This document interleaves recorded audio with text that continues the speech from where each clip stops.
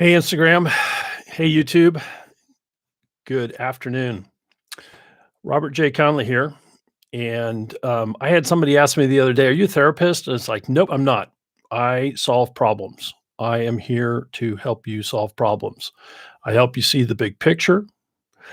I help you to think accurately about the issue you're facing. And I give you steps to move forward in solving the problems you face. So, today's topic is without silence, you can't succeed. And had to remove a little pop up there. So, anyway, without silence, you can't succeed. What does that mean? Our brains are designed so that we extrovert certain things and introvert certain things. I'm not going to get deep into the particulars of it, but suffice to say, this is along the lines of the Myers Briggs model. And so, there are the 4 components: thinking, feeling, intuition, sensing, that are the focal point of this issue. And so we have one of those 4, which is our primary vehicle by which we, either perceive the world or make decisions. And then the second one, which, if the first one helps us make decisions, the second one helps us perceive the world or vice versa. And excuse me, one of those you will inherently extrovert, and one of those you will inherently introvert.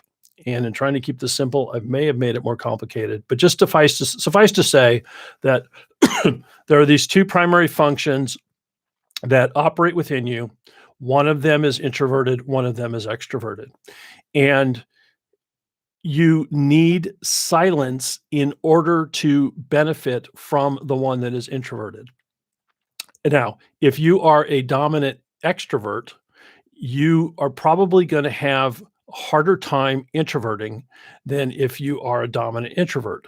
But regardless, both introverts and extroverts need at least an hour of silence while awake every day, because it is in only in that silence. And when I say silence, I mean silence. I mean no meditation music, no white noise, no TV on in the other room. I mean silence. Silence that causes you to crawl into your own head, to truly engage introversion. And so it is only in that introversion that you can engage this other vital part of your brain that will cause you to make better decisions in your life. So, one of the ways that you can tell that you're not getting enough silence every day is that you either have trouble falling asleep or you wake up in the middle of the night. Because what happens is that if you're not engaging that silence and that introversion during the day, as soon as you turn the lights off, as soon as there's silence, as soon as you're lying in bed, that part of your brain that you have neglected that needs introversion is going to kick in. And you are going to lie awake thinking, feeling, intuiting, or sensing. Or it's going to wake you up in the middle of the night. It's going to say, hey, you haven't been giving me enough attention lately. Let's spend some time together. So, what every person who wants to succeed, no matter how crazy your pace is, your days are, you've got to carve out the time for total silence. Now, my own methodology is that I actually do TM for 20 minutes. That puts me in a really good space. And then I spend a full hour in silence. And I practice that as much as I can. And one of the ways that I know that I am failing at it is that I will make less good decisions. That's not even less correct. Anyway, suboptimal decisions if I am failing to nurture that introverted side.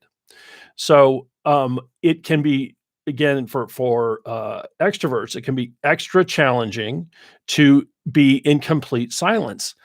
But I challenge you. I challenge you to, like, over the next 30 days, you may not even be able to do it for a full hour. Do it for 20 minutes. And then a few days later, do it for 25. Build up. Also, Embrace your discomfort. It will potentially be uncomfortable because things that you have not been in touch with, or things that actually need processing, that you have not paid attention to, they're going to raise their head. And it could be stuff that's very uncomfortable. It could be stuff that's highly productive. It could be all kinds of things. So I want to urge you not to have any attachment to what comes up. I want you to just be present, be in the silence.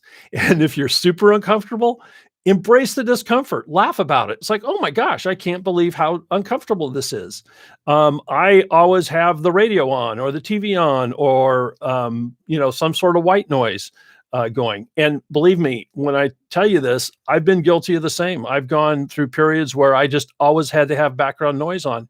And the reality was, it was because I was avoiding processing things at a level, and not even intentionally, just not processing things at a level at which they needed to be processed.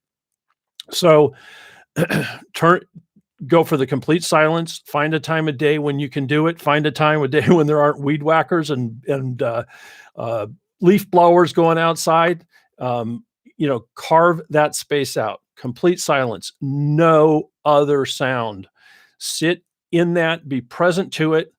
Embrace the initial discomfort. And what you'll find is, if you will chip away at this every day, within a month, you'll be at an hour, and you'll look forward to it. Because the other thing that'll happen is you'll start falling asleep easier, and you will stop waking up in the middle of the night, and you will start making better choices and living a more complete life by virtue of engaging this part of your brain. So that's what I've got. I want to remind you that I help people solve problems. My favorite place is to be coaching people behind the scenes, one-on-one, either on Zoom or on the phone. I am not into group therapy situations that so often can arise in corporate environments. I'm here to help leaders solve problems. I'm helping people to see the big picture. I am here to help you think accurately about the relationship between your problems and the big picture. And I'm here to help you give steps to move forward productively. That's what I've got for you today. I'm Robert J. Conley, and I will see you tomorrow.